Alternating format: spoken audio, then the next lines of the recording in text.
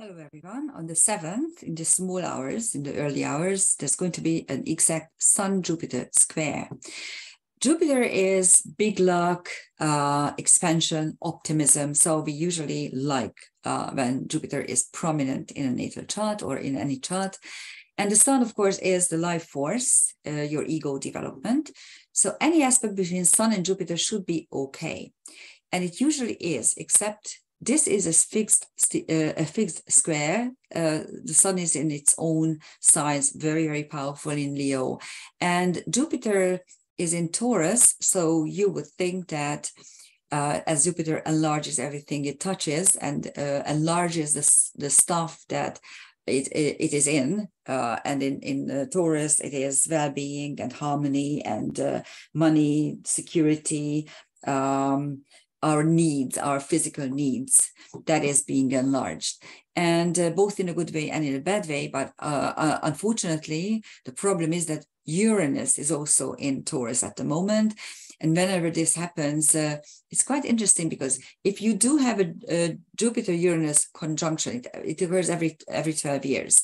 That is usually a generation that is very lucky in renewing or regenerating things, or in creating new stuff or new interesting and unique stuff, and also in disruption, let's put it this way, unless of course you don't have anything in Gemini, or not in Gemini, sorry, in Sagittarius or in Aquarius, because it's very difficult to take it down to the personal level. But if you can, that is a very productive and lucky generation. Whenever you see that, it's you should notice it. And it's not yet at the moment, but almost there. And if you look at the square itself, the problem with it is that, yes, it enlarges the Sun's ego, of course. And since it's a fixed square, it shows things that are deeply ingrained. And two things may happen when you have it natally. Either you're trusting your own luck in an abnormally large way, and you think that you are always lucky, and then when something happens, you usually are, but then once you aren't. But also it could actually trigger some sort of behavior by which you're showing off traits that are not yours, or you show some things that are bigger than larger than they really are. You could be stuck up, you could be obnoxious. That's the problem with Jupiter, with the Sun-Jupiter square. It enlarges your ego, so to speak. But at the same time, if you utilize it well, you could be very lucky, which is nice. So let's take a look at the London chart. And now we are going to look at it in detail, and we are also going to take a look at the angles. For some reason, this bar doesn't disappear. Oh, now it disappeared. This is what I should do. And I hardly ever touch this screen sharing, because something always goes wrong. Anyhow, in the London, as you can see, the London time is 1:03 a.m. London, but pay close attention to the position of the Sun. It is on the IC, but in the 4th house. So it's still going down for another probably couple of minutes before it reaches the IC properly, and then it's going up. So technically speaking, this is still the 6th of August, because it is still in the 4th house. Once it's in the 3rd house, that is the next day. Anyhow, but still, this is a space-time moment.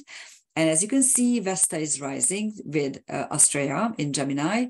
Focus on karma breaking on your life path. Venus and retrograde Venus and Lilith are getting closer to each other.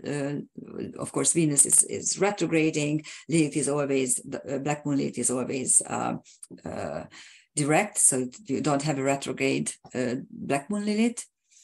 And there's also a triple conjunction now with Mars, Pallas Athene and Mercury. Mercury is getting slower soon because it soon will turn around. At the moment, it is almost conjunct Pallas Athena, which is good because Mercury is everyday discourse, our talk, how we converse. And Pallas Athena is wisdom, it's depth of thinking and knowledge. So the two are getting together, so we actually can glean stuff that we didn't understand or haven't understood so far. And then soon they will, Mars, of course, is faster than Pallas Athena, so they are separating, but Mercury will eventually reach Mars as well. It takes another good 5-6 days before they actually get conjunct. Okay, so those are the highlights. Oh, sorry, I forgot something, and it's quite important. The moon in Aries has just crossed over Aries, drastically altered outward circumstances, and is reaching the North Node. So it is actually linking our karmic destiny at the moment, which is be strong, have your own will, learn to fight for what's yours, and learn to assert your wishes.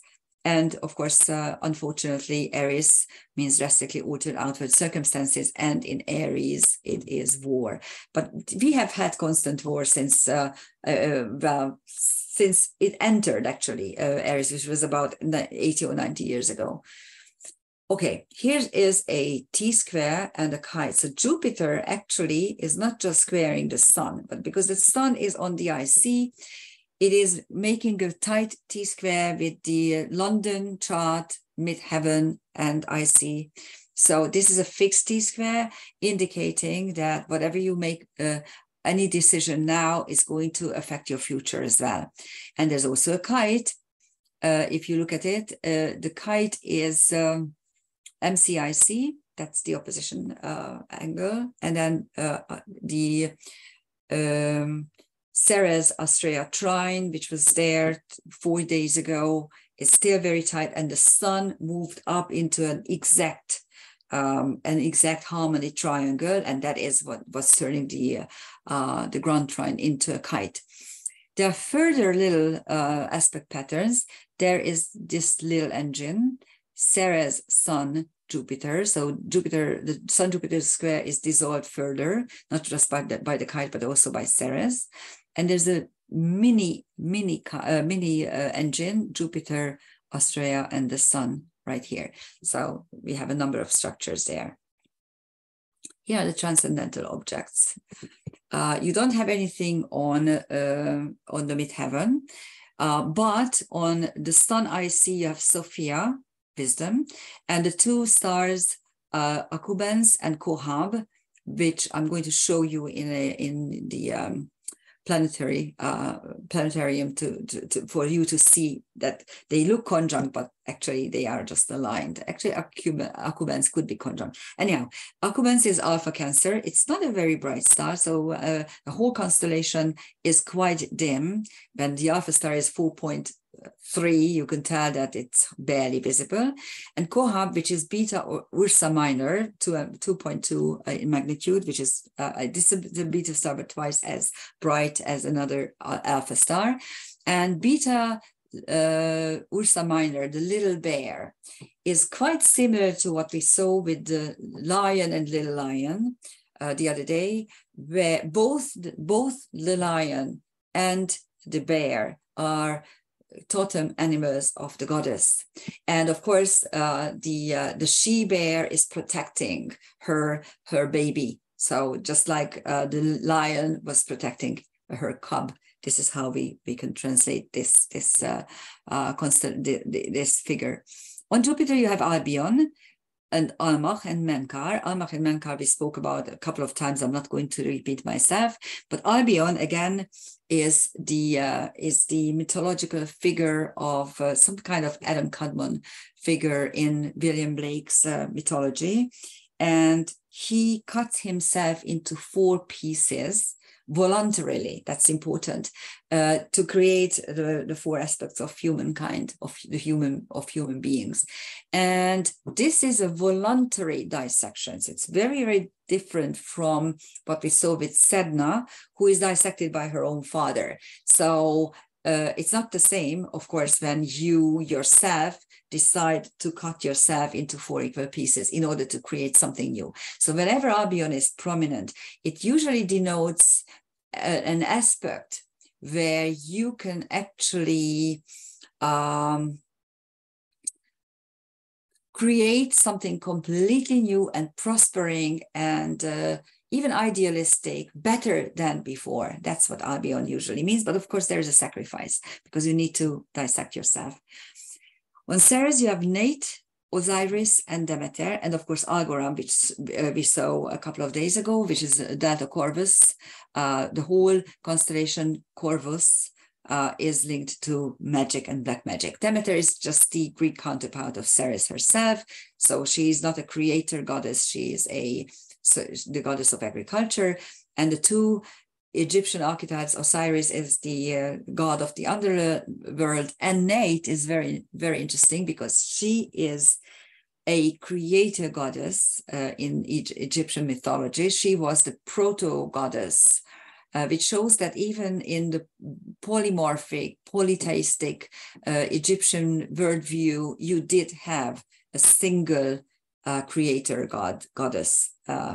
I always love this archetype. And in Austria, you have Darius, showing that Darius, of course, is immeasurable wealth and money, as such. And of course, this is on the karma breaker, destiny changer. So that's what the powers that be want us to lose. Anyhow, here is what I wanted to show you. So here's the sun on the ecliptic, of course, because the ecliptic itself is the sun's pathway. And this is an equatorial view. So you see the equatorial coordinates. Here's the celestial equator. And the sun, of course, is now nearing the celestial equator. It will be here on September 23rd. So we are nearing it. We are about halfway through. And as you can see, Accumbens is Alpha Cancer. It's right below the ecliptic. And Kohab, which is the beta star of the little bear, is way up because it is a circumpolar constellation. So nothing will ever be exactly conjunct. Kohab only aligned. That's why it's important to remember that there are some stars which are simply not conjunct. Okay, there's also a dissolved T-square, another T-square involving Mars. And Mars is exactly squaring the ascendant-descendant in the London chart. Again, this is something that you only have in the London chart. So that's a mutable T-square. There's the Mars-Vesta square portion, which is focusing on fighting. And there's also a mutable fire engine involving Mars, Chiron, and the descendant. And there's also a little engine. So now you can see what a little engine and a regular engine looks like. A regular engine has a square, a trine, and a quincunx. So actually it links 3 different aspects that belong to different aspect families. A square is what gives you the drive. It gives you the everyday push. The trine gives you the blessing, and the quincunx gives you the karmic angle of the whole. So this is a mutable fire engine because the trine is in fire and the square occurs in mutable signs. Of course, it's part of the T-square as well. And the little engine contains a quincunx, a square, but instead of the trine, you have a sextile. So it doesn't have the blessing, but it has opportunity. And now the opportunity is between Chiron and Vesta. Focus on your karmic wounds, and you will be able to fight properly. And here are the transcendental objects. On ascendant Vesta, you have Alkira and Gunghomnidima. Gunkumdima is a creator goddess in Zulu mythology. So it's an African goddess, and she created the light and water and plants and everything. So it's a very important creator goddess. And Alkira is I think it's an Aboriginal. It's definitely coming from New Zealand. And Alkira created the world. And after creation, what he did, he turned his back and moved to the outskirts of his creation, and never looked back and never went back and never actually took part in the running, so it's the operational process. And this means simply that if it's prominent, that someone is interested in creating new stuff, but not interested in the everyday operation of stuff. Rigel, which is Beta Orion, is also rising. And Rigel, of course, is the foot of the pharaoh, denoting protection and education as well. On the descendant, you have Huya, which is a Venezuelan water or a rain god. And it's actually also linked to magic and black magic in some sort. On Mars, you have Adonis and Alcormizar. And Adonis, of course, is the beautiful youth who both Persephone and Venus fall in love with. It's an interesting story. Check it out. But Alcormizar is part of the Big Dipper, and it is where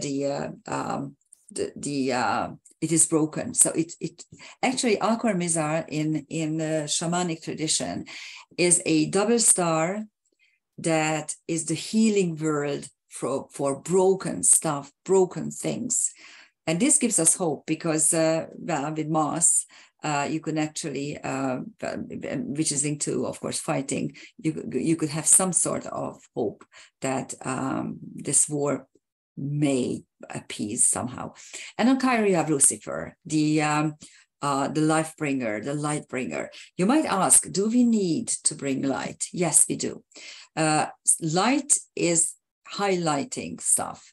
Think about a very, very dark place, and then you light a candle or a match, and all of a sudden you start seeing stuff. So that is what Lucifer means, that sometimes you need to bring light in order to see stuff which was hidden for a while. And also Lucifer is the one who is questioning the authority of God. This is what you see everywhere. Everything is being questioned. Everything is, I really am heartbroken sometimes what happens to young people, because they have no life experience. They are so easily misled, and they don't listen to us old people already any longer, simply because the whole age suggests that the old are useless and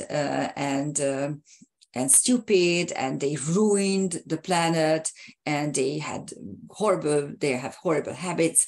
And so that's a very, very dangerous thing.